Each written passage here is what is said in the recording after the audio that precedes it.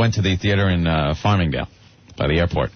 And it was pretty funny. All the key lines that we've been repeating and goofing on here, every time one came up, everyone in the crowd would start laughing. I felt honored. Because he goes, I got my pants off my back. Yeah. It was just like, you heard all these people. And you're just not supposed to be, laughing at that point. No. Another trend I noticed with the other sister, you know the aisles without seats that they reserve in the movie theater for the handicapped? Sure. Those are full. When the other sister's playing. Oh, see, because those are the best seats in the house. Yeah, you can stretch your legs out and say, no, they are packed. For the other sister. I actually saw a couple of people that were on a date. I guess you'd call them retarded. They were on a date, and they were talking through the whole thing. And I thought I was getting like this stereophonic surround sound from the movie. Because like at one point, you're not sure if Diane Keaton's going to show up at the wedding. Yeah. For the two, what'd you call them? Retarded people. And they get married in the movie. Yes. Let me ruin that for you. Okay. And from behind me, I'm hearing, she'll show up. And that's it to everything. And I'm just like, oh, my God, I just saw this on the screen. Yeah.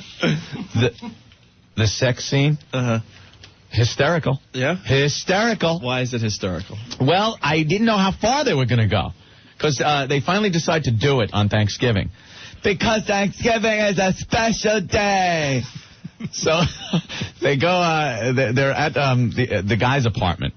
And they kind of, have dinner and go into he goes into his bedroom and she goes into the bathroom and they start disrobing. Oof.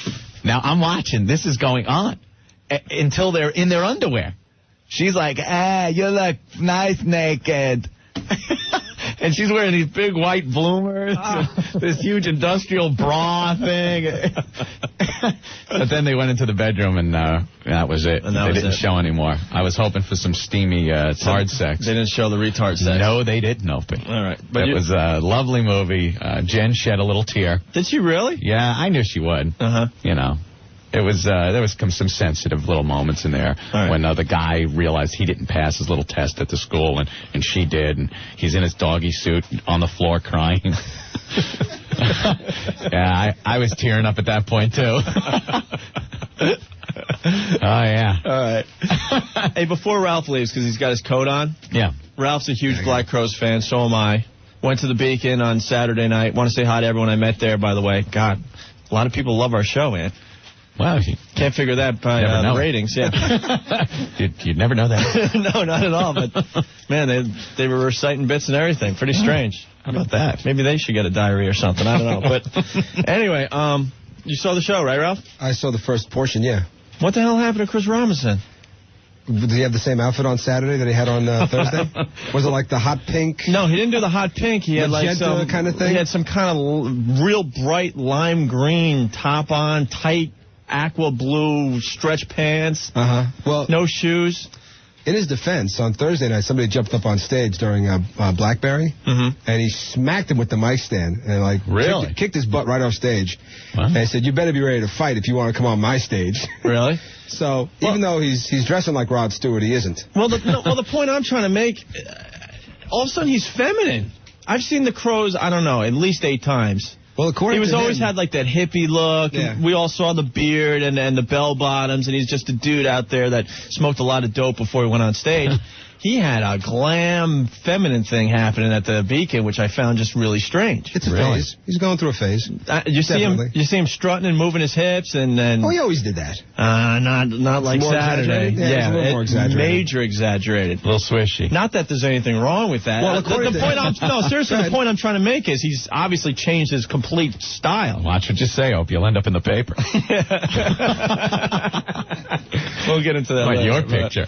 Well, according to him, the clothes he buys, they come right off the rack, Mm-hmm. Where? Exactly. So where is this rack? What rack is that? What are you talking about? It just looks like he went to the Liberace School of Performing all of a sudden. He has changed his act, but the band sounded absolutely great. Yeah, that new guitarist they got. Holy. I always forget his name. I forgot his name. Cry of Love. He was from Cry of Love. Right. With the big ass afro. It's a strange name. Yeah, he's got big hair. Real big hair, but boy, can he play. Yeah. Isn't the Rack a club on Christopher Street? Clothes come right off the rack. He's going back to that. Yeah, right. And the new CD, By Your Side, played just incredibly well at the Beacon. I was psyched. Yeah, it did. I went home and faster. Faster? Go faster. I liked Heavy. Did you? Heavy and, I don't have the album here. Did you smoke some weed before you went, though? I didn't have to. Didn't have to. Exactly. 7th track off the new CD. Track 7. Played absolutely great. See, I know all the tracks because I play the CD to death. Titles are hard to remember. Man. No one's even going to care, so look at you. Whatever. You have it pulled already, probably. You're going to play the Crows later. Yeah. All right. Oh, here it is. I got it. I'll stall for you. No, because this is my new favorite song. Welcome to the Good Times. Yes, that is a good one. Freaking believable song. The whole CD is good. All right, whatever. Enough of that. But it was a great show. I just wanted to get your thoughts on the feminine side of Chris Robinson all of a sudden. It was bizarre. Really? It was strange. I wasn't expecting that. But the band sounded great. But deep down inside, he's still Chris. Yeah, I love him. You know, he's awesome. He hasn't changed a whole lot. No, but he's definitely going for that glam look these days. 1027 WNEW, the Rock of New York. Whiskey in the Jar, Metallica from Garage Inc. Request line 212-757-1027 if you got something for the show. NEW. Hi, yeah, Opie and Anthony, how you doing? All right. I'm just calling because let me tell you something. I got suckered into seeing that crap The Other Sister also this weekend. Check it out. I went on a date. It's one of the first times I've gone on a date with this girl, and it turns out that she's a special ed teacher to make matters worse. I'm trying my best not to laugh, and I'm in there. There's a bunch of stiffs in there, too. Nobody's laughing. All of a sudden, that kid started talking about getting married. Yeah. And I thought about you guys, and I'm thinking, I want to get married. I start losing it. I'm laughing uncontrollably. And it wasn't even a funny scene, really. And the girl said to me, she's like, why are you laughing? Like, is this funny? Is this funny to you? I was like, kinda, you know. And I'm telling you, the night just went downhill from there. I'm telling you, I didn't get any Tuesday Night Hummer Club. Forget about that, you know.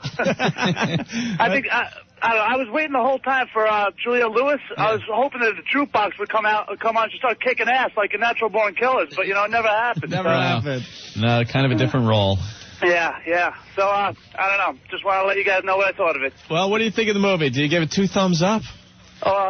I give it 1 thumb up, you know. I mean, because it was funny. Yeah, other than that, though, it was a total waste of money. And if prices go up to $9.50, it would be a complete waste, you know. All right, man. All right, just want to let you know. Thank you. Later. Bye. I think we wrecked it for a lot of people, because now we're getting instant feedback here from Laz from Jersey, and he writes, so I'm getting a Hummer for my girl on Saturday. The TV was on, the volume's up. The retard commercial comes on. I start hysterically laughing. She takes offense. Hummer time was interrupted. I end up with you-know-what, thanks to you effing guys. Blue balls. Now forget about me even trying to become a member tomorrow. Thanks, guys. Sorry. Yeah, I tell you, people were laughing in the movie theater. Yeah. When the lines came on that we always recite here on our show. 1027 WNEW, the Rock of New York. The latest from Tom Petty off his new CD, Echo. That's free girl now. The CD will be in stores April 13th. You're hanging with Opie and Anthony. On the way, some Foghat, Pink Floyd next. And on the line, Ant, we got Brian from Comac. Brian? We were talking about it earlier in the show. I guess late last week, I was in such a bad mood, I decided to give away the ending to Message in a Bottle. Kevin Costner movie, yeah.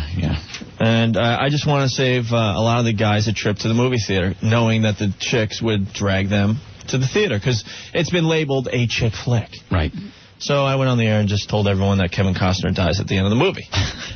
But then we said that's not good enough. We really needed someone to go to the crowded theater and just before the movie started to stand up and yell it to everyone that's sitting there waiting for the movie to begin. Yeah. Well, Brian and Comac did it. Really? Yeah. You got to take her. Well, let's see what it's all about here. Brian. Yes. It's you? Yeah, it is. You got the tape of this or what? I got it. Get out of here. So explain what happened. What theater you go to? All right, we went to the Comac Multiplex. Yeah. So we go in, we get it all, we scattered out. We count how many movie theaters it's down so we could have the car waiting in the back. So I don't feel like getting shot or nothing. So I go up, I buy 1 ticket. I felt like such a loser going in there with 1 ticket. I walk all the way to the front, sit down. I wait till the coming attractions are over, and just when it's perfectly quiet and the music's coming on, I get up I scream it out. Kevin Costner dies at the end of this movie, and I just ran out. I wish I had a bullhorn, but I didn't. So I went to the middle, waved my hands, got everybody's attention.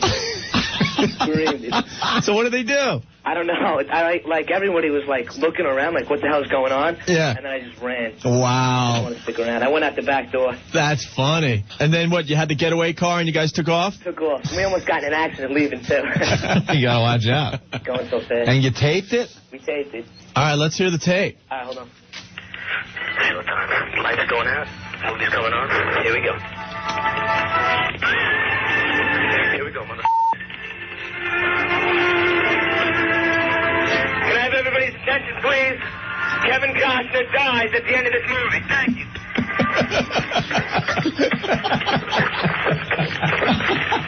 Go, go, go!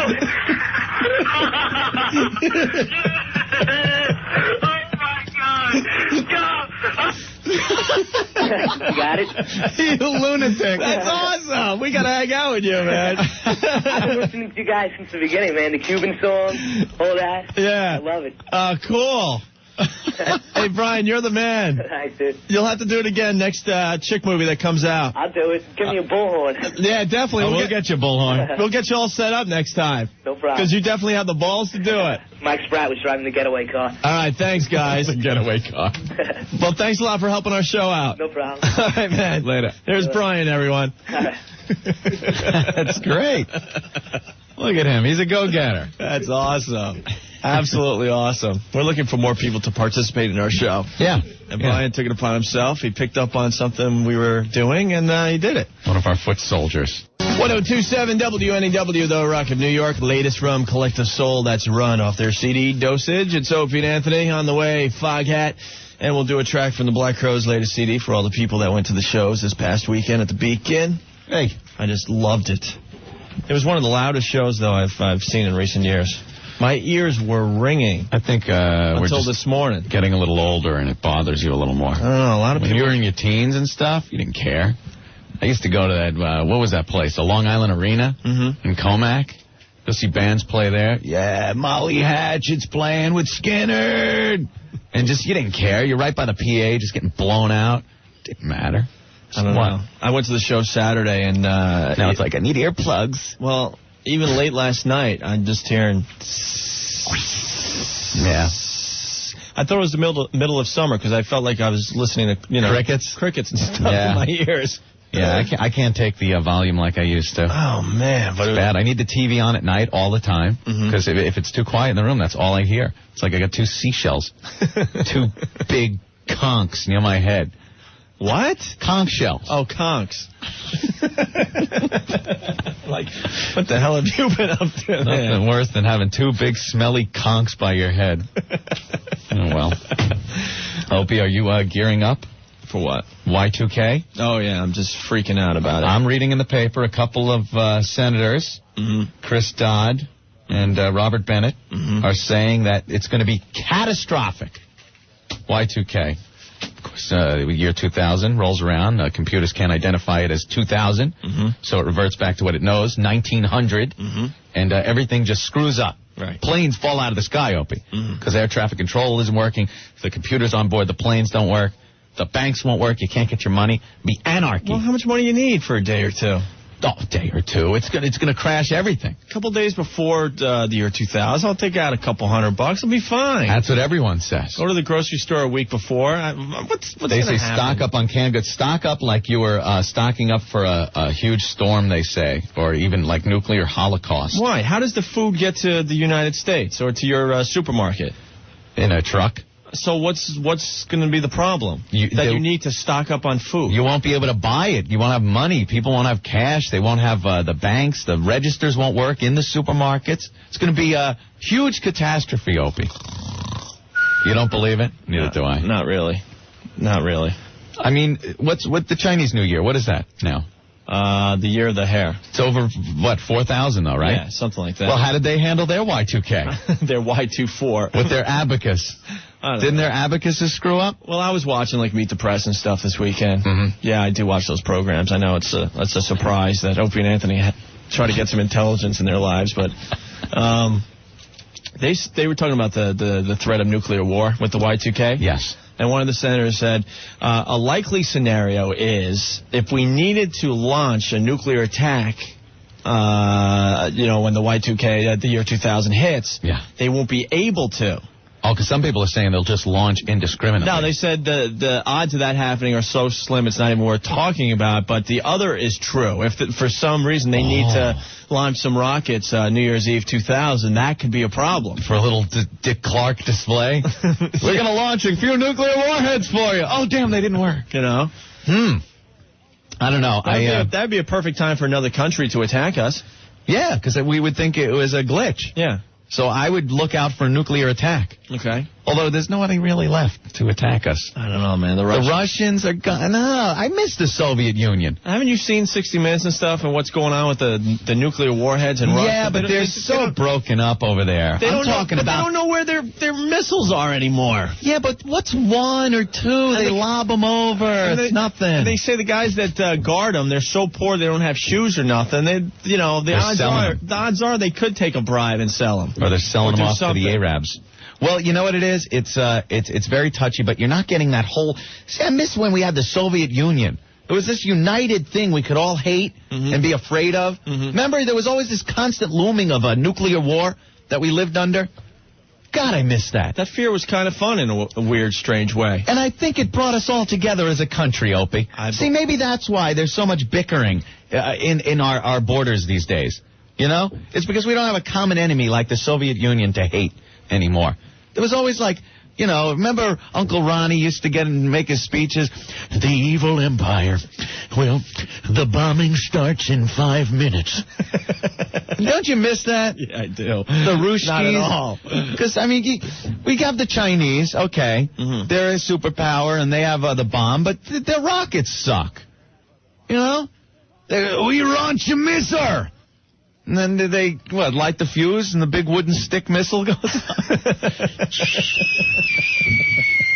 off? So you're saying they have nuclear technology, they just don't... Well, they don't really have delivery systems. They don't have a delivery system? Although Bill Clinton's trying to change that. He's selling... Mr. Treason. What is he doing? He's selling them stuff, right? Okay, yeah. Bear with me. Mr. Clinton, a bunch of companies want to launch satellites at a cheap rate. So they go look to China and their rocket delivery systems to launch it. We launch a discount. Okay, sure. So every time they launch them, their rockets blow up. Maybe we should not put gunpowder in nose cone. Yoshi, light fuse. But they keep blowing up. Yeah. So these companies go, hey, why can't the Chinese build good rockets? Well, they don't have the technology. So they give a bunch of money to Bill Clinton for his campaign and stuff, and Clinton lightens up the restrictions on selling technology to China. So he gets the money from the companies get the cheap rate from China. China gets rocket technology from the United States that they promised not to use in their military program. Oh, yeah. Yeah, we promise! Cross finger! You know it damn well, and they've proven that they are using it. So that's our buddy Bill Clinton also, Mr. Treason. Not only the rocket in his pants getting him in trouble, but Chinese rockets. Well, now the senators want Clinton to comment on the rape charge. Yeah, that too. Yeah. He's the woman making rape allegations. Well, they're saying this is more serious than anything else he's had in his face. Now, come on, what are you going to believe, a crying woman or me? All right, wait a minute. Yeah, well, there's nothing going to stop Bill. Don't worry about it. All right. There you go. He had to leave Utah, I see. I noticed that. You think he got in a fight with his wife? He cut short his little vacation in Utah. They didn't say why. Well, it'll come little scream. Hey, ski bunny. Woohoo, I'm Bill. Come here. Well, skiing down the mountain, leaving a track right down the middle of my skis. I'm so attracted to you. Well, the interesting thing about their ski vacation, Chelsea and Hillary are all over the slope skiing like mad women, and Bill's back at the lodge, and he claims he just doesn't ski. He had ligament damage the last time he tried it. What was he doing? What do you think he's doing? Maybe another hot toddy. Yeah. Yeah, I could teach you to ski, though. Let me get right behind you here. And probably judging the wet T-shirt contest and stuff while his wife and daughter on the slope skiing. Did you see that? He's at some, frat party-looking thing. Yeah. Hey, woohoo! He's doing keg stands. I'll tell you what, honey. I'll blow the sax, and will you? Well. All right. Well, on the way, we'll do the Rush. We'll do the Black Crowes for you. All right, Anthony, we were talking about the Y2K problem, and on the instant feedback, Brian from Staten Island writes, what's the problem with our world? Do you think the people at the supermarkets and the banks can revert to pen, paper, and a calculator for a few weeks? Why can't people do what they would have done before we became so dependent on computers? America is getting stupider as technology improves. I don't know. Then what do you do with the money once you have it? You've gotten it from your pen, paper, calculator. You bought it, the transaction, the supermarket gets it. You pretty much do what we did before computers until we figure out exactly what's going on. No, but what about the total anarchy and looting? This is going to be insane, they say, Opie. It's going to be the best New Year's ever. It's going to be nice and bright. There'll be fires everywhere. Looting, shootings. Is it going to be like Lord of the Flies? Yeah. Exactly. That's what they're saying. On the streets of New York, it's going to be Lord of the Flies. All over the world. All over the world. They are just going to go nuts. All right. That's it. It's the last blast. Yeah. I'll join you.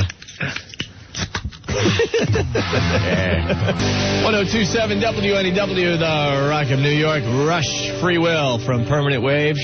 Opie and Anthony. You got to tell me when you're hitting that mic, my friend. What happened? I was just screening a couple of clips off of the Dice Man's new album. He's got a new album out? Yeah. Andrew Dice Clay's Filth. And I was checking out some sound bites, and I was hitting a wave right when you hit the mics on. All I know is he was bitching about some kind of fluid. We got to get a copy of the CD. Yeah. We should have that in our hands. We should. Absolutely. I'm going to check out a couple of clips. Maybe we could have Dice come in later and premiere his album for us. Are the clips on the computer funny, or? I don't know. Not really. I can't play them on the air. Right. Of course, because it's, the regular dice, not the TV dice. Not the cute cuddly dice? The cute cuddly dice, no. Okay. Also today we're talking about the Y2K problem a little bit. Yeah. And John from Brooklyn writes through the instant feedback, my sister is in a panic mode and is hoarding canned goods as we speak. When I lost it and started laughing, she asked me what I planned on doing. I told her I've got a firearm. I'm just going to take her stuff. There you go. Yeah, the people that are hoarding your goods, you're the ones that everybody with guns are going to take it from. Yeah, if it gets down to the Lord of the Flies scenario, then that's exactly what we're going to do. We're going to get weapons and we're going to take your stuff. Yeah, we need a little anarchy, don't we? And then John goes on to say, seriously, people need to get a life. Things that are run by computers may be a little twitchy for a couple days, but the world is not going to end. Just to be on the safe side, don't plan on flying anywhere on the new year 2000. I heard that in China, all the computer administrators and airline officials have been told that they are all scheduled to be on airliners on January 1st, 2000. Yeah, that's a little way to get incentive up. That's what to get it fixed. That's what he says. I guess the idea is that they will either solve the bug or get creamed in the process. Oh, wow. So, you ever see my movie Omega Man? Yes, Mr. About the end of the world. That's what the Y2K is going to be like. Bunch of people running around with guns, shooting for food, supplies. I had to build my apartment into a fortress against the masses of mangled mutants trying to take my food. Damn them. There. Well, you could just eat whatever's living on the top of your head, Mr. Heston. Ah, it's a rat! Oh, you got me that time. I was frightened of my toupee. Yeah. I thought for a second Zero was on my head. Which it wouldn't be a bad thing. No, it wouldn't. Yes, I did partake in Zero. Yes, I love the monkey meat. Damn. Damn you to hell! For a fresh second opinion and free videotape, call us at Staten Island University Hospital, 1-800-285-4584, 1-800-285-4584. Now, how the hell are we supposed to go into an up-tempo record after hearing that commercial? Isn't that like that Kasem tape? Yeah. And now a long-distance dedication. This one goes... Wait a minute. How the hell are we supposed to go into an up-tempo record after a commercial about people dying? What am I supposed to... All right, hold on. Hi, I'm Casey Kasem. And now a song about a little dog named... Look, how many times do I have to say this? You can't go into an up-tempo song after a spot about tumors. Hi, I'm Casey Kasem. And now a song about a little dog named Snuggles. Man. I want to party with that guy, huh? I'm depressed. We've heard that commercial 100 times. We will take care of metastases in the neck, groin, chest, leg. Woo! Yeah! I want to party with that guy. Could you pass the keg? I know. Cancer's not a joking matter, but... Of course not. Couldn't you, lay off the heroin before you did your live read?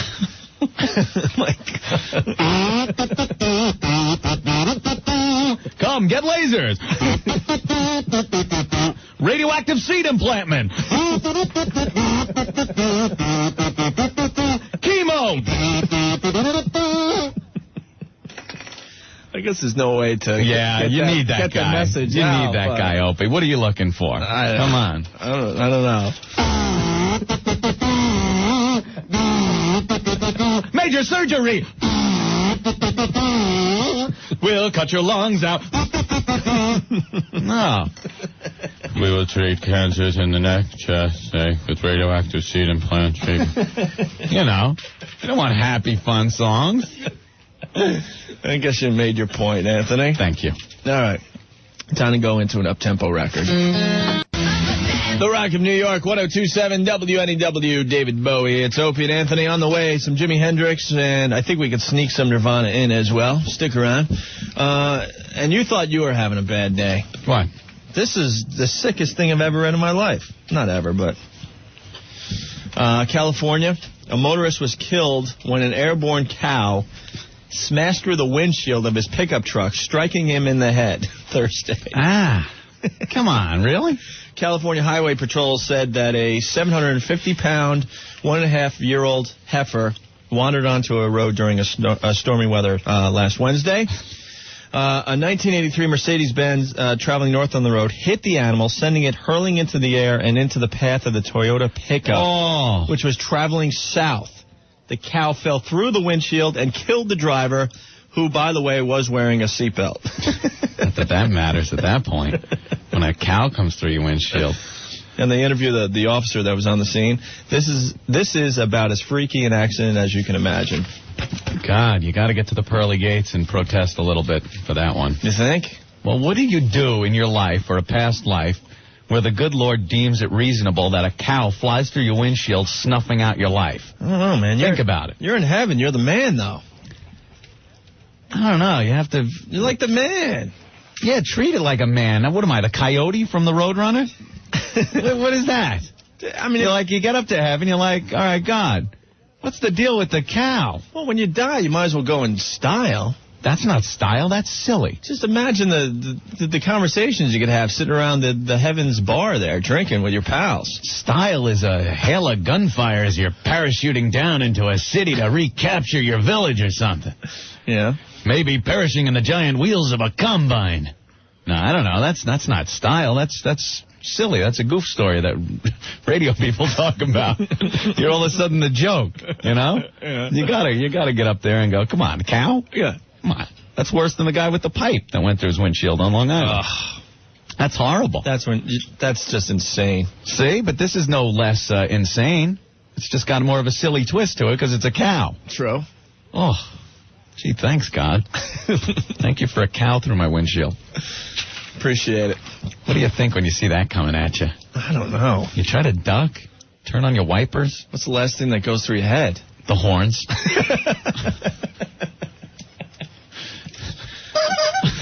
That was like a wacky horn. That was like a slow pitch right down the middle for Anthony to swing over the fence. Thank you. All right. Got something to add to this mess. Do we have faxes coming in? I haven't seen any. 212-957-WNEW, or you can give us a call, 212-757-1027. We're busy reading our article that's in Stepping Out magazine. Is this on newsstands yet? I don't know. We're on the front page of Stepping Out magazine. We got the cover, Anthony. Oh, well. This is our first cover in New York, man. It's our cover issue. Look at that. Chauncey picked the best picture of us, I must say. Oh, yeah. Thanks, Chauncey. Well, we look absolutely miserable on your cover. He doesn't, we don't have the power to pick our own pictures, Opie. No. I guess it comes out Wednesday, because it says from Wednesday, March 3rd, Stepping Out Magazine. Yeah. WNEW. What a shock. Opie and Anthony. How about that? With a huge article inside. There's me giving the finger. There's Anthony picking his nose. That's zany. All right. Talk about Howard in here and Boyd Gary. I'm just scanning the article. Rocky Allen. When did we do this interview? Like 6 months ago, right? Yeah, this was done, 6 months ago. What took so long? Okay. Because now it's like let us do an interview now. Yeah, we need a follow-up interview. Yeah, definitely. Chauncey, if you're listening, we need a follow-up interview. Things have changed since you interviewed us. We need to update our answers on, let's say, 99.9% of these questions. Well, check it out for yourself. It's the latest issue of Stepping Out Magazine. On newsstands, I'm assuming Wednesday, you'll see our mugs on the cover. Doesn't Stepping Out sound like a gay magazine? I always thought it was. Yeah. So now we're going to be on the cover of this Stepping Out, and it looks like, like Out magazine. Yeah. We're being outed, Opie.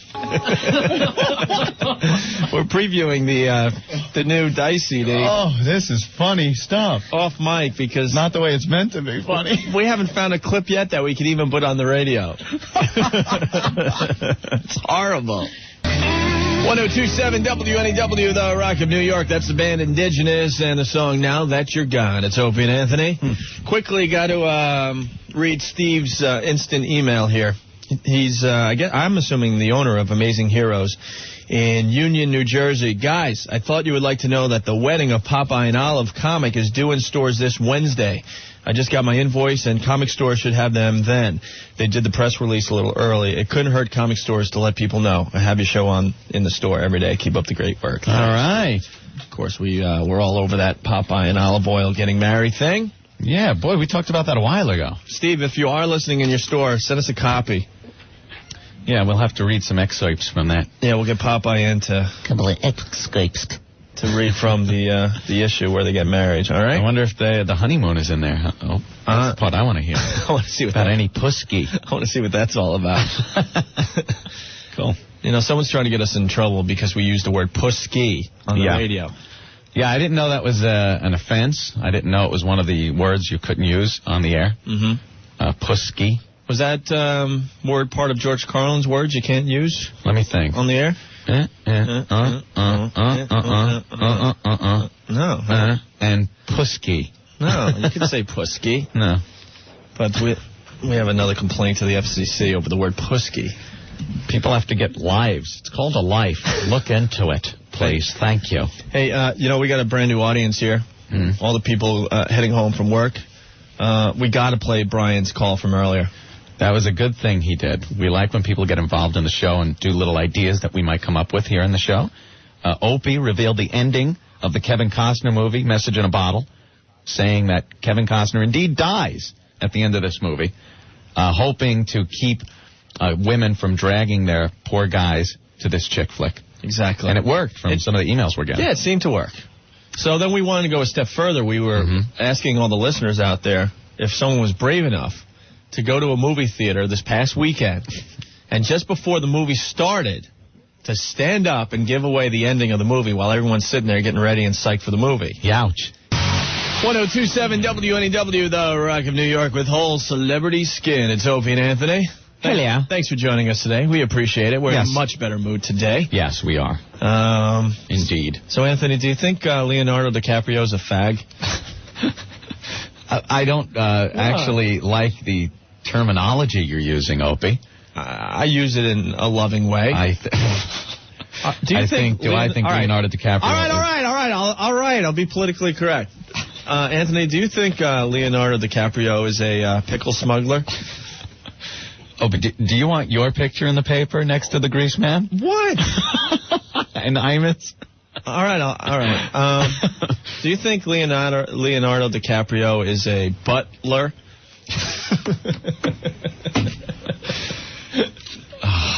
I don't even know what you're talking about, Opie. I don't understand your use of the word butler. No, he's an actor. I don't think he's a servant in someone's home, if that's what you mean. I don't know what you're getting at there. A pickle smuggler? I don't think there's any need to smuggle pickles. I think they're accepted in any port in the world. All right. Do you think Leonardo DiCaprio is a butt wrangler? A butt wrangler. Let me think.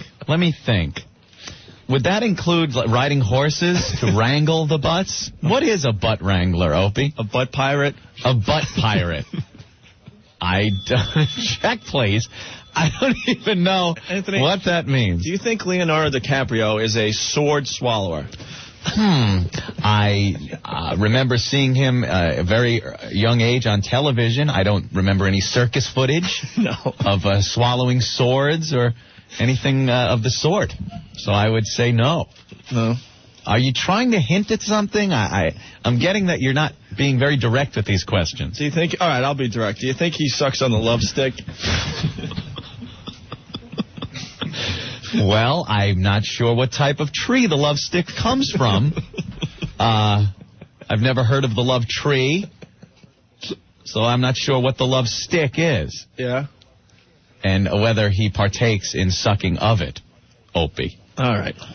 So if you want to clear things up... Do you think Leonardo DiCaprio is a homosexual?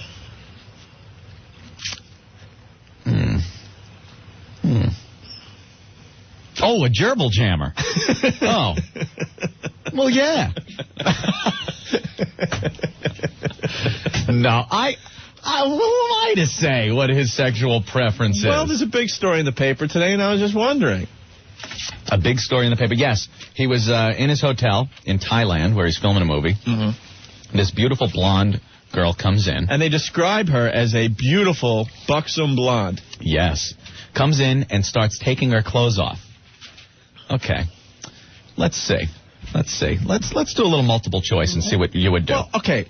Beautiful, buxom blonde. Okay. Taking her clothes off. He was in bed, and he was woken by this. Okay, let's see. Okay, listen. Oh, what? Makes $20 million a movie. Mm-hmm. Okay? He's single. Yes. Kind of has a girlfriend that he just started seeing. In Thailand. He's doesn't count. On the other side of the world. Mm-hmm. And what does he do, Anthony? All right, let's see. Let's see what I would do.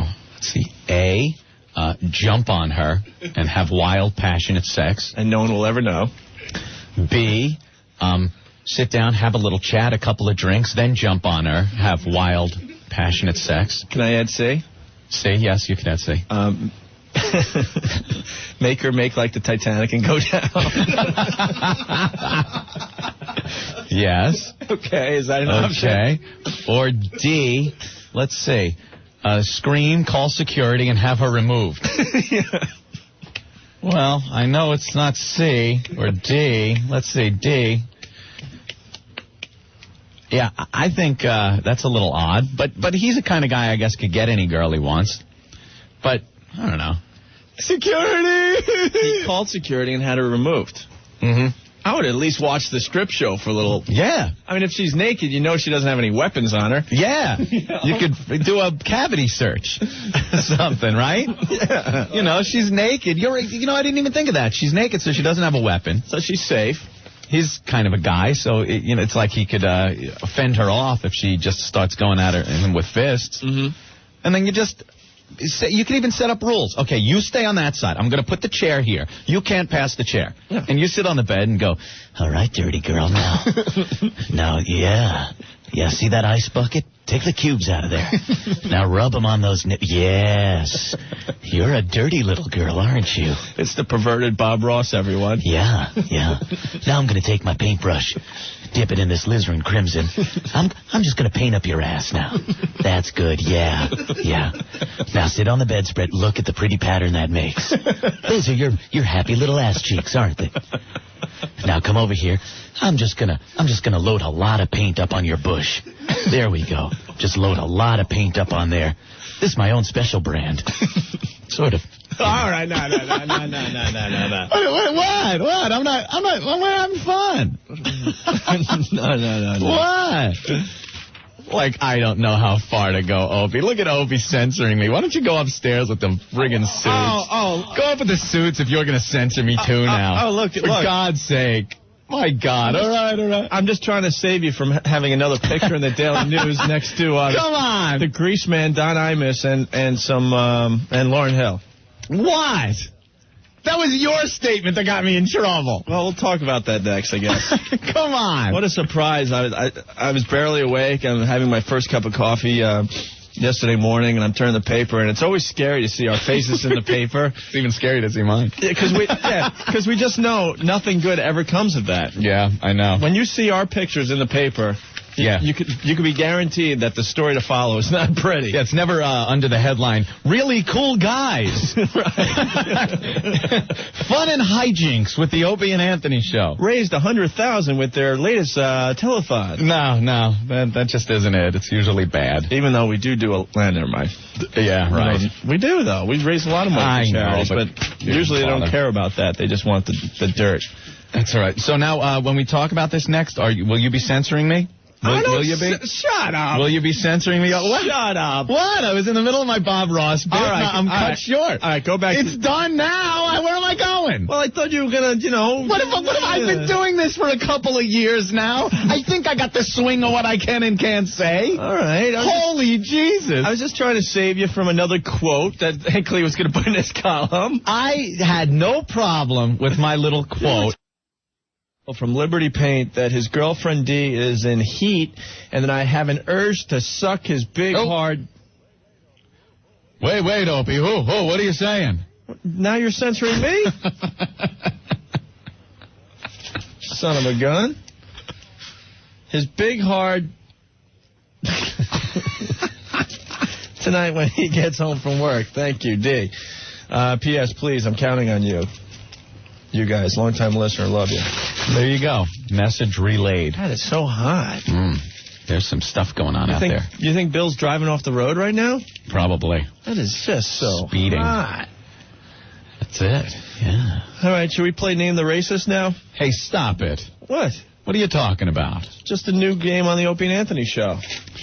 This is out of control. It's just a new game that I came up with. It's called Name the Racist. All right, and why are you playing this game, and what do you have in your hand? Well, because I think everyone could play along at home if you have the Daily News from yesterday. David Hinckley's lovely column. David, what are you, a mental patient? David, you're insane. Anyway, there's 4 pictures at the top of David Hinckley's column, and they are Anthony with his Samuel Adams hat on. Which I'm not wearing today. I'm incognito. He's in the top left corner, and then you have Lauryn Hill right next to him. Okay. Below Lauryn Hill, it's kind of like the Hollywood squares. But just like it. But 3 out of the 4 are racist, according to David Hinckley. Below Lauryn Hill is the Grease Man who got fired last week for his comments about Lauryn Hill. Right. And then right under Anthony is Don Imus. Is Don Imus. From the Imus in the Morning program on 66 FAN. Hey, where's my cord? And the article pretty much hints that not only was the Grease Man racist last week, that Anthony's comments could be interpreted as racist, and Mr. Imus's comments last week as well. I think Mr. Hinckley was reaching.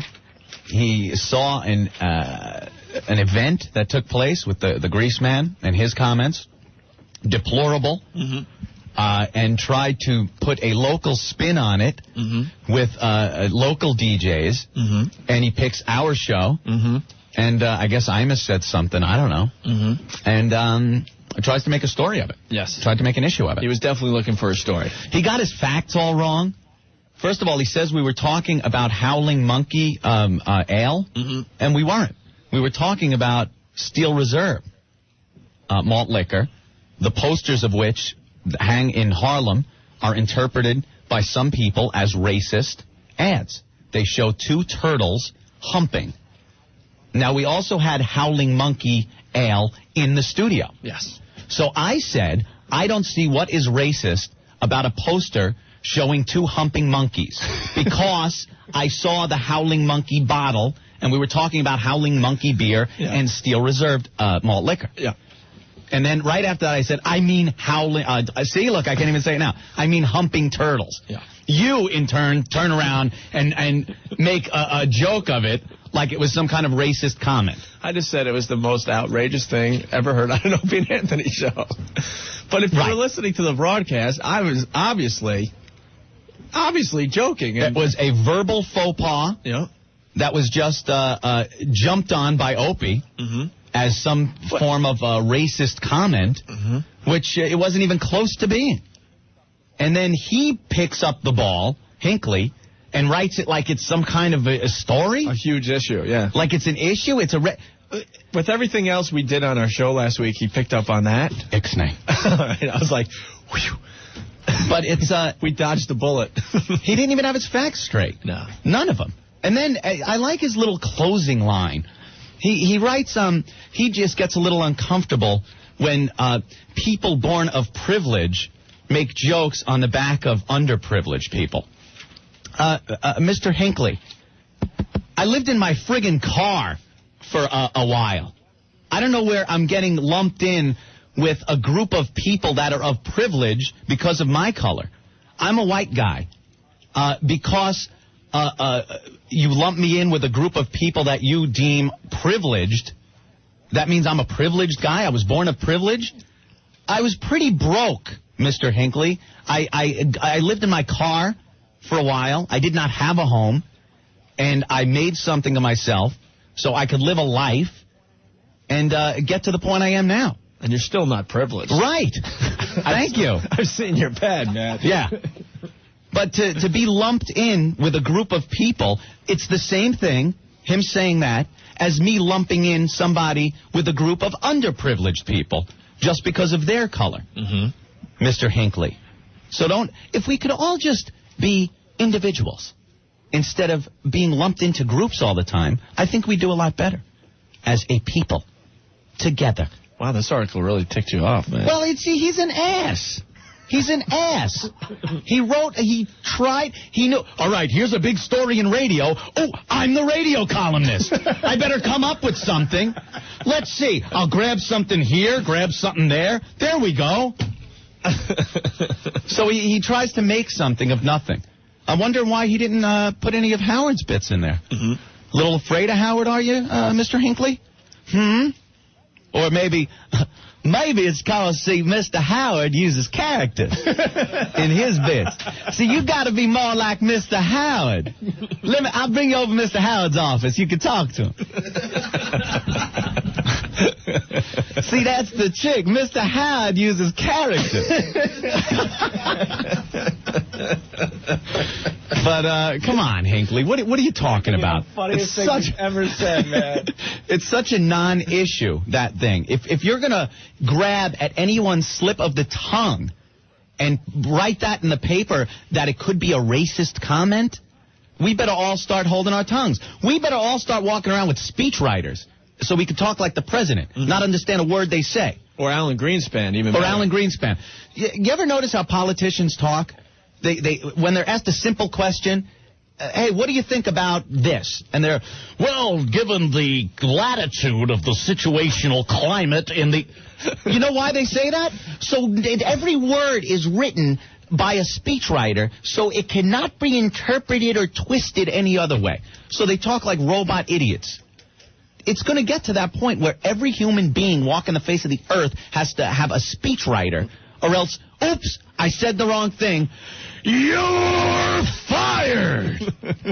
You know? Yes. Yes, Opie. Very good.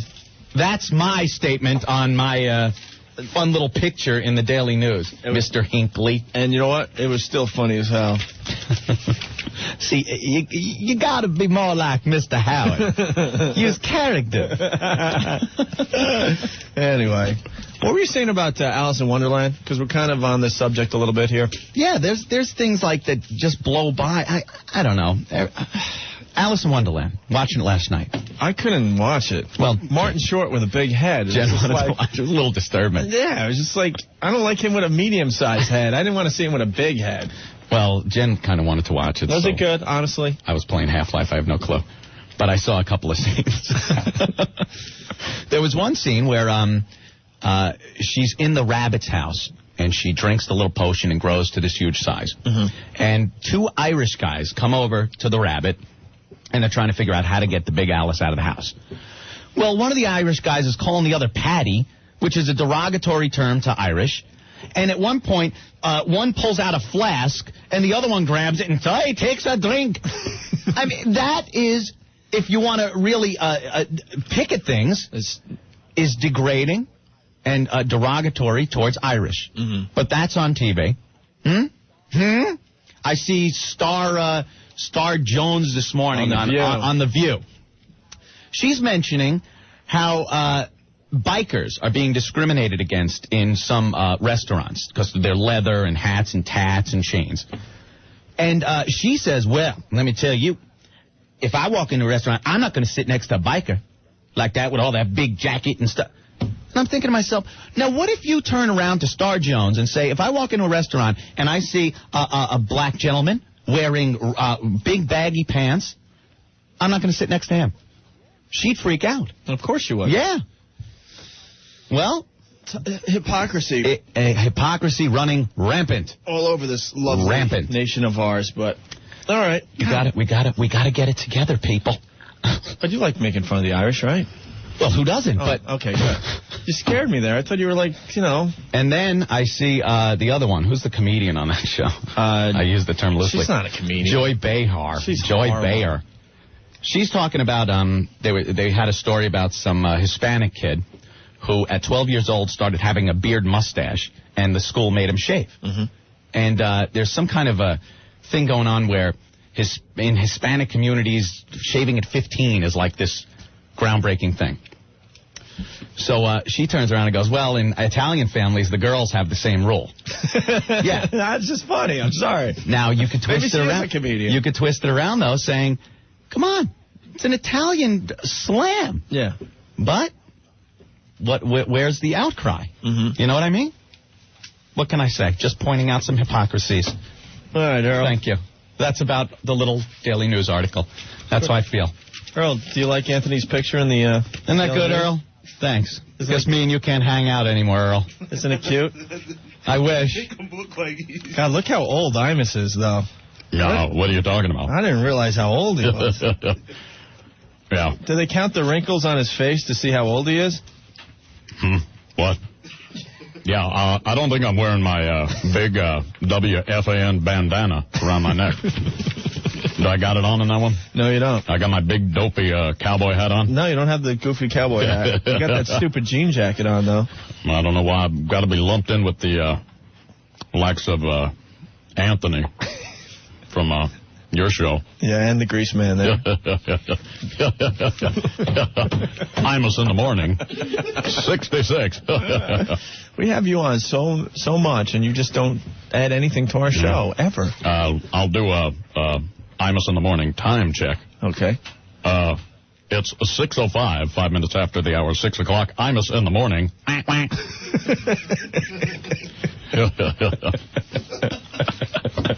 Yeah, I'm in great company there. All right. Pick the one person I'm not embarrassed to be seen with on that picture. It could be a Grammy Award winner. 1027 WNEW, The Rock of New York, Pearl Jam, and Van Halen before that. Sammy Hagar coming in tomorrow still? Next week? Ben, grab a mic. You've been on our show 100 times. A week from tomorrow. Yeah, put that long thing in front of your face. I thought tomorrow was the day for Sammy Hagar. Really? Is Johnny Lang coming in next week, too? Yeah, same day. Oh, so it's a week from tomorrow. We're going to have Johnny Lang playing live on our show, and then Sammy Hagar stopping by for a visit. Cool. And we're doing this invitation-only thing? Yeah. What's that about with Sammy Hagar? Just our listeners at an undisclosed location somewhere here in Manhattan that night. Oh. All right, very good. Oh, by the way, I sat next to Ben at the Black Crow show. You did? Yeah. Did you get some? He was with a chick. What was his name? I mean, she looks just like you. You guys both have the funky little artsy-fartsy glasses on and stuff. And was that the girl you were at Caroline's with? Yes. They were sucking face and stuff. Yeah? Yeah, I got some proof. Whose face? Who was he? How about those guys next to us? Yeah, did you get a contact buzz? Well, those guys were smoking so many joints. I was like, in every 2 seconds, dude. I gotta be honest, I just don't smoke pot anymore. I just hate it. I lose my mind. But I definitely left the Beacon Theater high. Contact high. I'm serious. There was it was like a mushroom cloud. It's the Crows, man. What do you expect? No, I've been there a million times. I understand that. But the guys next to us, they were lighting up joint after joint after joint. And nobody was coming around, saying, hey, put that out. Man, you don't even know where to begin. You're a security guard. You're a security guard at the Black Crow Show. Where do you begin? Right. I guess I'll start with the guy right next to me. There were so many people smoking dope. I have never seen so many screwed up people as came out of that show on Thursday night. Everybody was just great. gone. Call our listeners screwed up. No, that's good. Really. We only have 10. Yeah, we appreciate it. Oh, that's part of the fun. You know what's bizarre? So I'm leaving the Crows, and so many people coming up talking about the Opie and Anthony show. Yeah. I love Yoshi. I love the Tuesday Night Hummer Club. I love this. I love that. We hear a lot of people that enjoy what we're doing here, sure. And then, people come up to us and go, you guys must be, like, just huger than huge. You must be, like, have so many listeners. You must be so rich. You guys you are the talk of New York. Like... no, we're not. No. We had another ratings come out, right? We have ratings that come out every month. Yeah.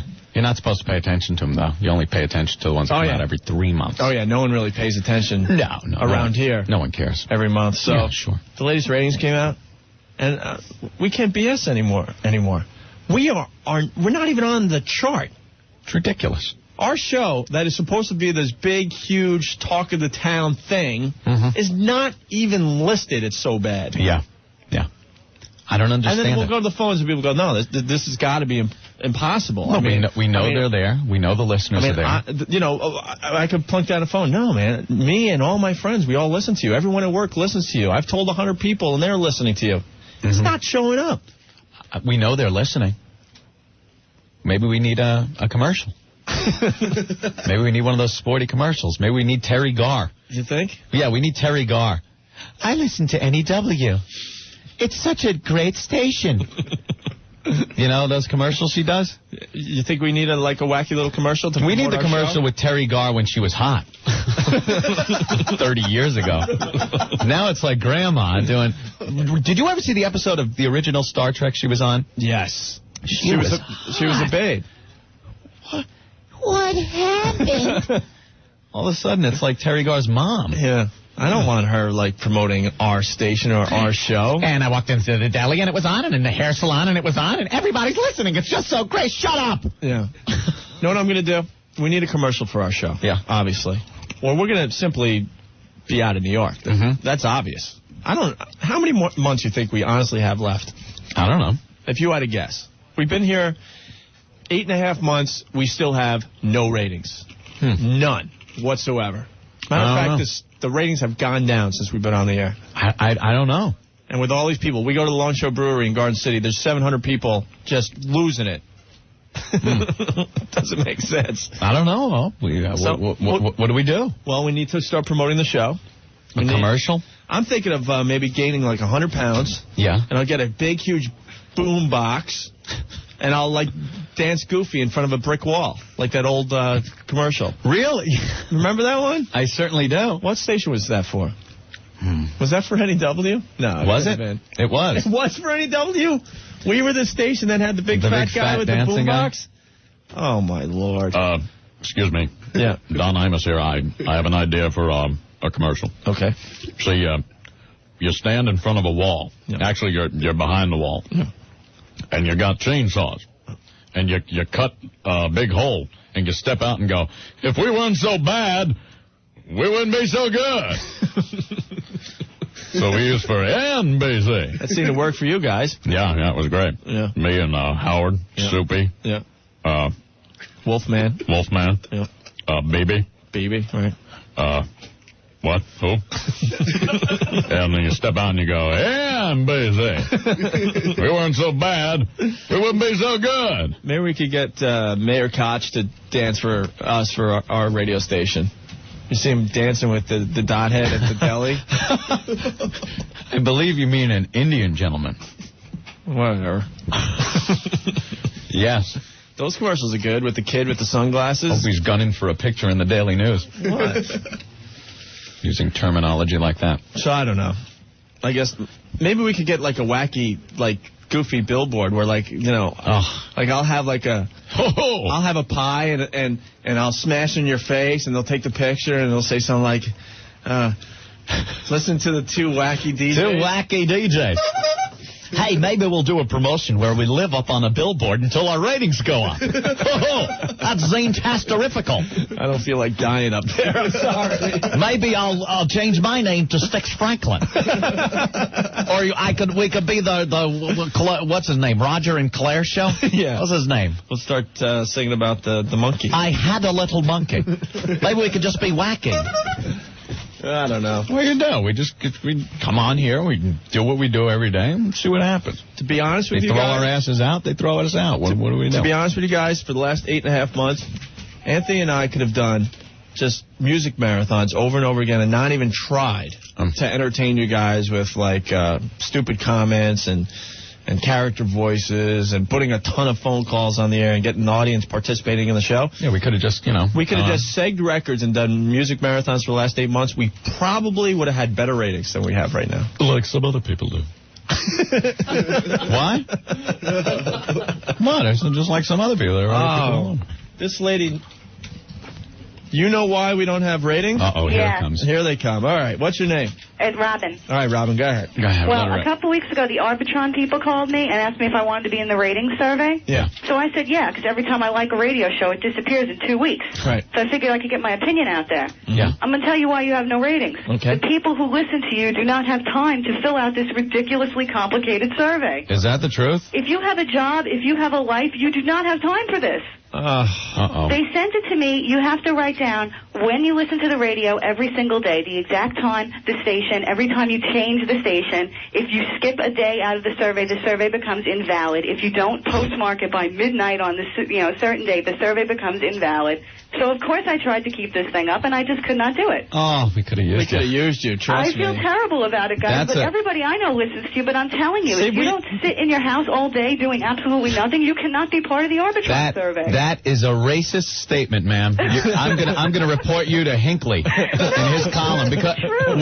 Because La Mega, the Spanish-speaking station, is the #1 station in New York. Well, I'm sure National Public Radio has wonderful, ratings also. But if you're sitting in a nursing home, you got time to fill this survey out. I don't have time to do Yeah, this. but like La Mega, I mean, their listeners don't work, so they're home and... See, that's a racist statement.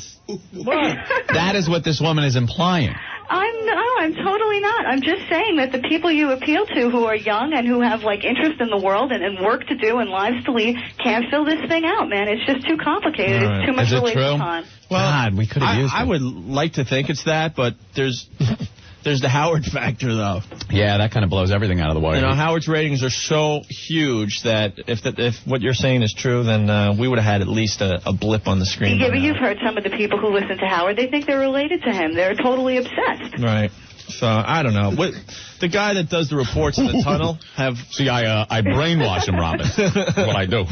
No, I you put the guys are whammy great. on You're the him. only thing out there worth listening to all day long. Well, I appreciate... We hear that all the time, but it's just not showing up in any form that we could go, wow, we're making a difference, Anthony. Well, you got to have better ratings than Muni. I mean, I stopped listening to this station for like 2 years. It was so unbearable. Scott Muni probably, with one lung...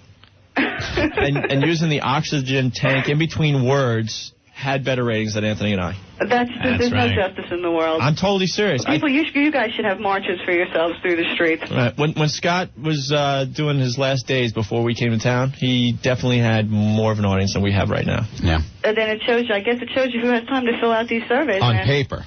Because it's nobody normal. So, all right. Well, the guy that does the reports in the tunnel, he has more listeners than we do, according to this survey.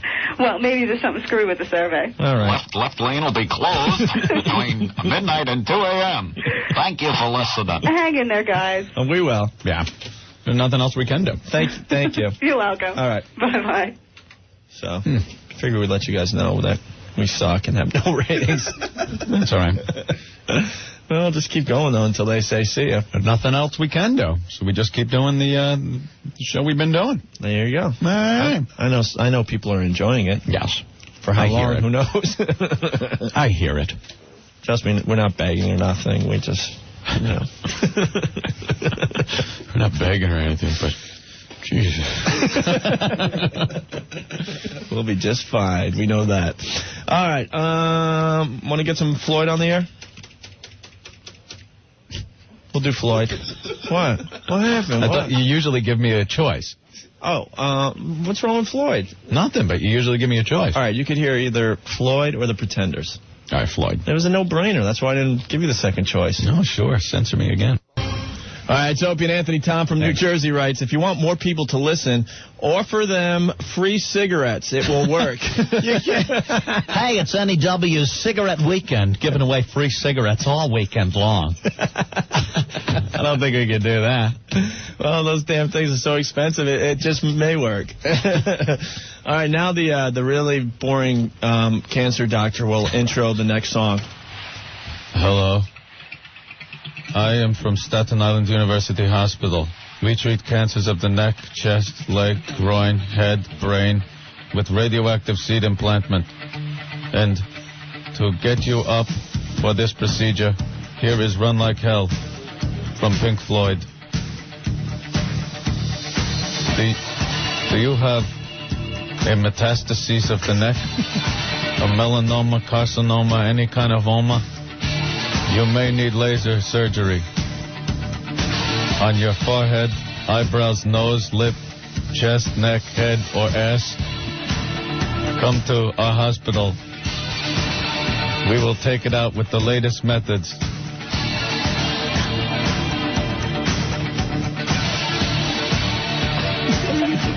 I will not say that. The Rock of New York. 1027 WNEW, that's what it's like. From Whitey Ford sings the blues. That's Everlast. It's Opie and Anthony. Hello. I don't know. We could go late today if you want. We haven't gone late in a while. No, it's been a while. We'll see how it goes. You want to play phone roulette? Yeah, that's always fun. 212-757-1027. We'll play phone roulette. Got something. Are they doing that Tomb show tonight? Or is that tomorrow? I think it's tomorrow. Tomorrow? Maury Povich going to an Egyptian tomb. Is it in Egypt? Yeah. And what are they going to do? They're going to, like, open a tomb and hopefully there's going to be stuff in it? What they're going to do? Al Capone's vault. Uh-oh. Might remember that. Mm-hmm. Geraldo, Chicago, opens up this vault that's supposed to be Al Capone's vault. And what was inside? Nothing. A bottle, and that's it. Pretty much. And I remember the show's closing. He goes, well, we don't know what's kind of around the corner in the back through there, so we're just going to, we'll tell you about it in the newspaper. Well, you never know. We might dig up something. Oops. Yeah, it was empty. So Maury's going into an Egyptian tomb that has been sealed for thousands of years, Opie. Yeah. He's going to see if he could find any treasures, I guess. Know what's interesting about those shows, or whenever you, like, tune in the Discovery Channel or something, they're going into another tomb? Yeah. They always talk about the real healthy guy that just came down with cancer. Well, there's supposed to be a curse, yeah. Yeah, but they're like, you know, he was a real healthy guy, and now he has cancer. Well, that happens to really healthy guys every day. It's usually how you start out.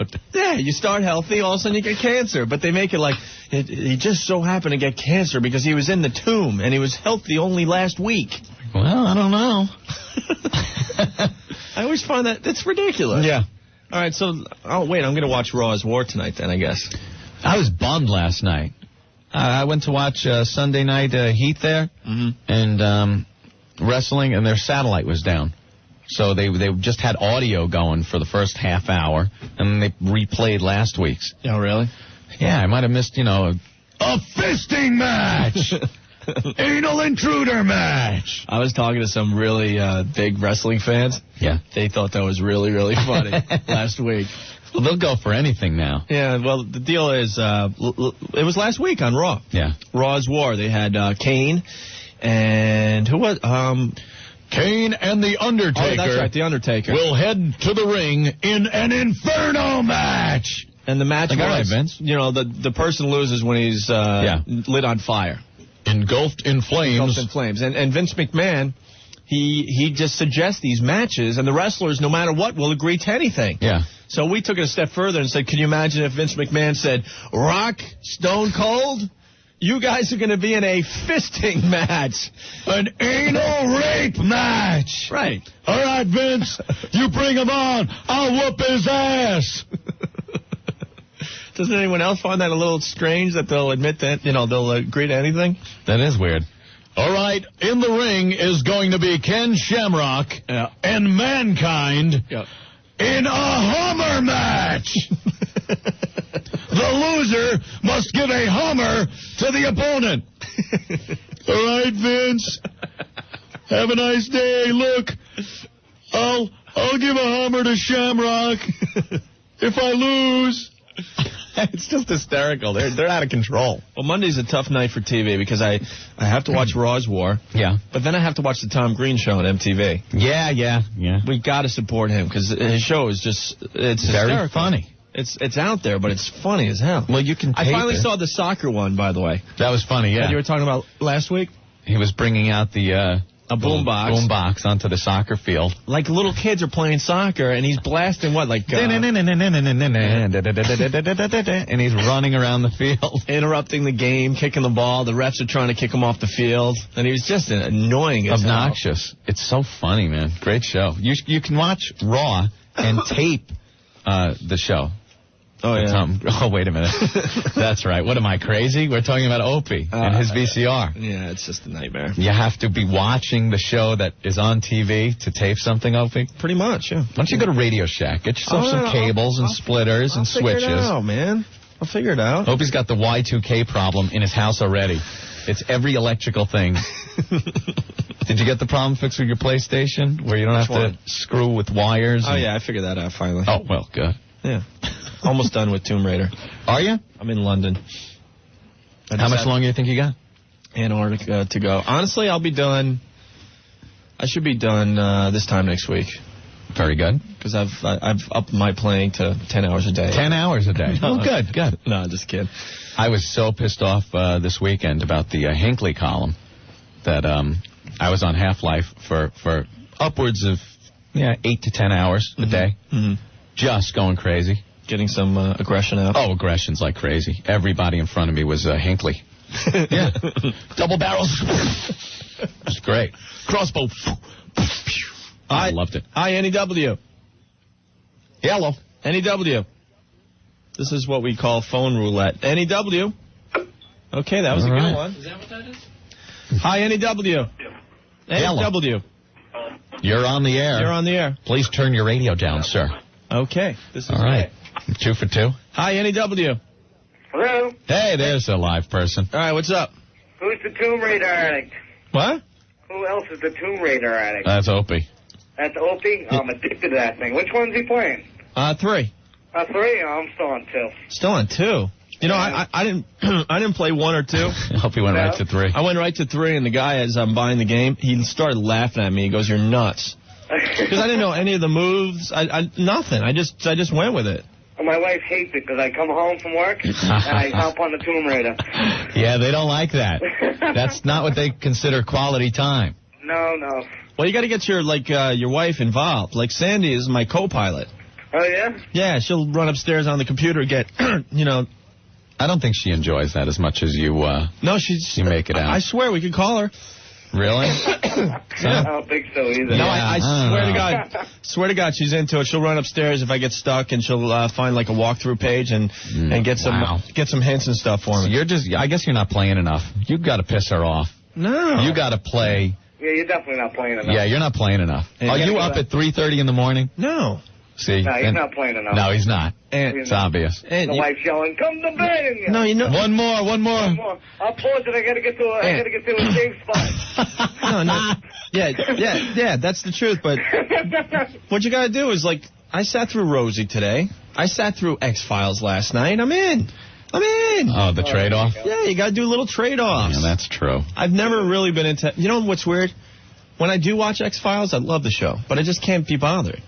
But I sit through it last night, as a sacrifice, making believe. Seems like every week one of them's like threatening to die. One of them's going to be dead from the commercials. I can't be bothered with the X-Files. So, I watched X-Files, and then I got to play for a couple hours after that. Couple hours? What are you going to do in a couple hours? You can't even warm up. But I can't. You got to play until your spine hurts. No, I can't. From sitting and your fingers.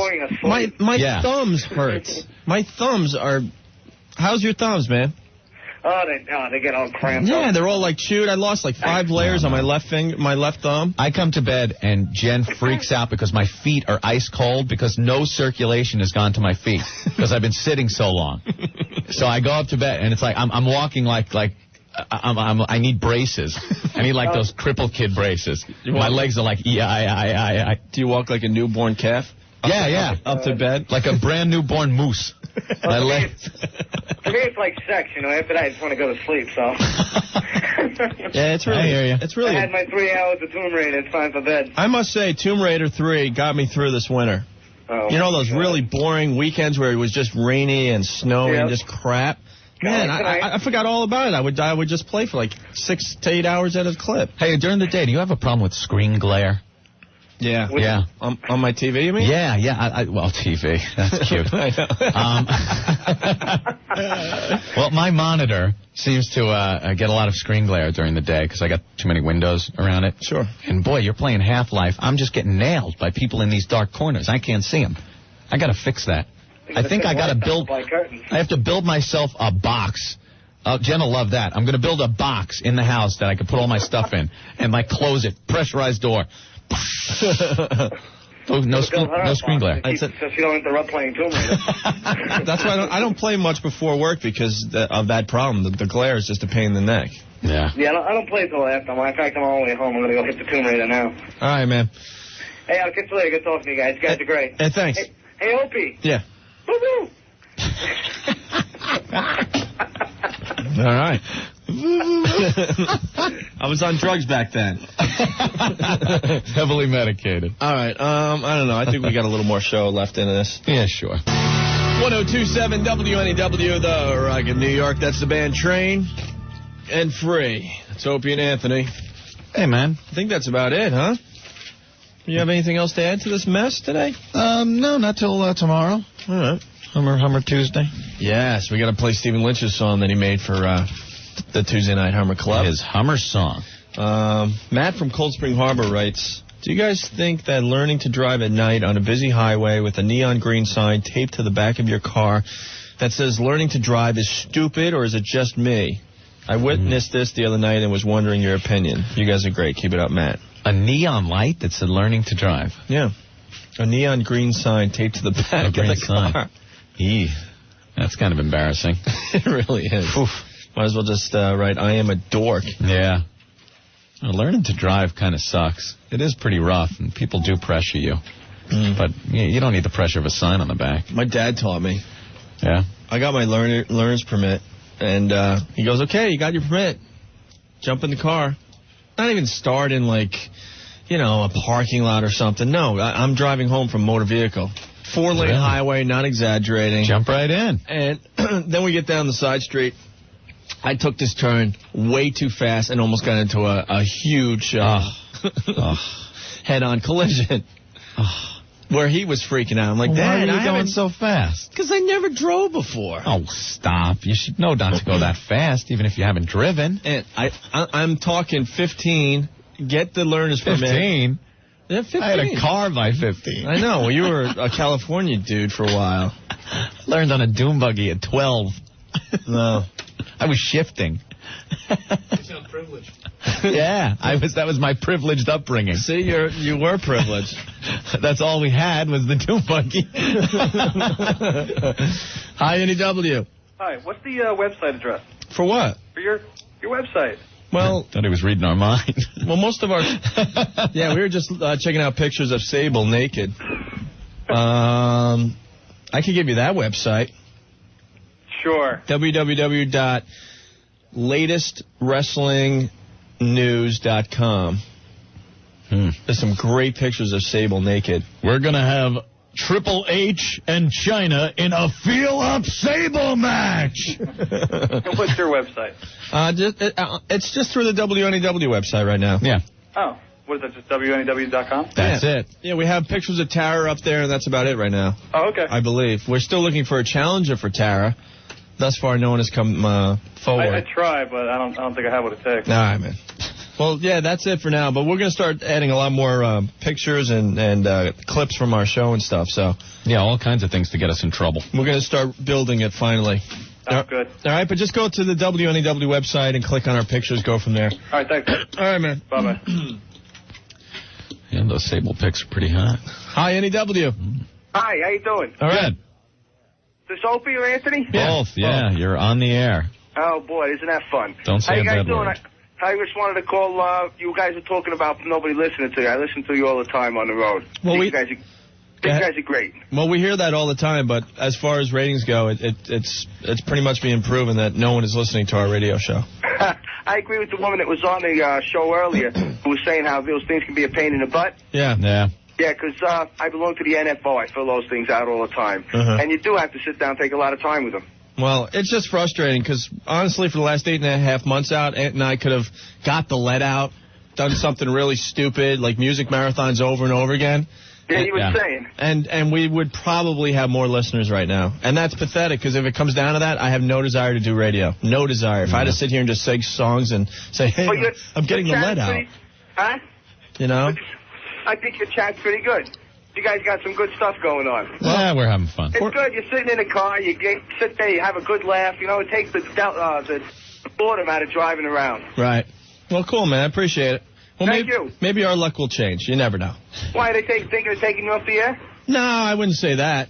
I just know people get about 8 months in this town. We're up to 8 months, so. I hope you guys stick around. I think we got a little longer. I think Darian O'Toole lasted, 8 months?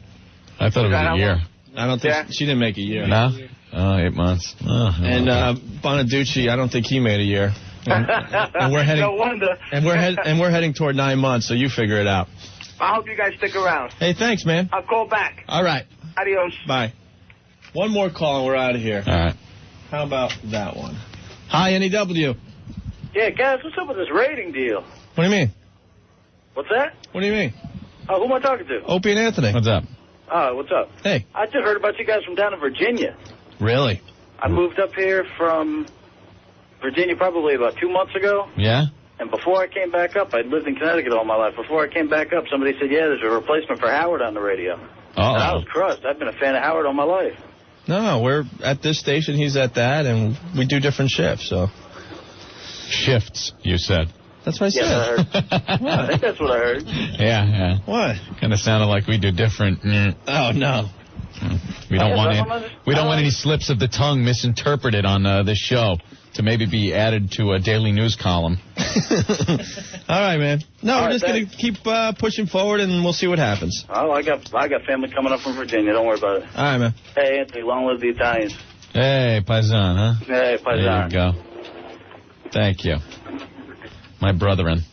I watched The Sopranos last night, HBO.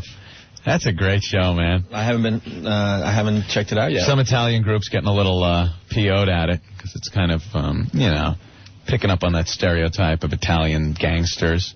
Because you never really see that in real life. No. You know, when they pull in a busload of gangsters from New York City, they rarely have Italian last names. But they're kind of angry because it's portraying Italians in a bad light. Sure. I don't see it that way. I see it as representing criminals who happen to be Italian. Okay, very good. Fun show, though. Yeah, very good. I got to start watching that. I like it. All right. We've done enough today. You want to play commercials? Done enough damage. We had fun today. Yeah. And we'll be playing 4 hours of Christmas music on Christmas morning, so make sure you check that out. That's very cool every year. You turn that on. Mm-hmm. You turn on the Yule log on TV with the sound down, of course, and you have your Christmas morning. And then you open up your presents and have to have that fake smile on your face when you open up a gift that you hate. But how could you possibly tell the person you don't like it? So you got to go, oh, wow, a bright orange sweater. That's great. I can. No, that's good. I can wear that. It's, when I'm at the Glory Hole on the Glory Hole Sunday. That'll fit my outfit. Thank you. This is really good. Oh, you got me A chia pet. Oh, wow, thanks. Really showed you care. No, I've seen the commercials for so many years. I've really wanted one of these, yeah. Oh, great. I bought you a CD player, and you bought me a chia pet. No, this is really good. I like it. Maybe I could, grow my weed out of this or something. No, thanks. Really, thank you. Thank you very much.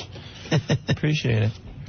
Hey, Doug, in Cliffside Park, he's writing me. He says, I'm supposed to be Christmas shopping right now, but I'm playing Quake 2, Mission Pack 2, and I can't put it down. I'm an addict. Hello, my name is Doug, and I'm a Quake addict. Doug, I understand completely. If you were listening earlier, Anthony is pretty much heading toward divorce court because he's been playing this Half-Life video game for over a month now. I hope the people that made Half-Life are happy. They're destroying my marriage. Yes. I mean, I'm on there all hours of the day. Jen's pissed off to no end. She's probably right now at happy hour at Off-Broadway. And she's probably getting tanked. I'm in for it. You're done. Yeah. The best part is you're almost at the end of Half-Life.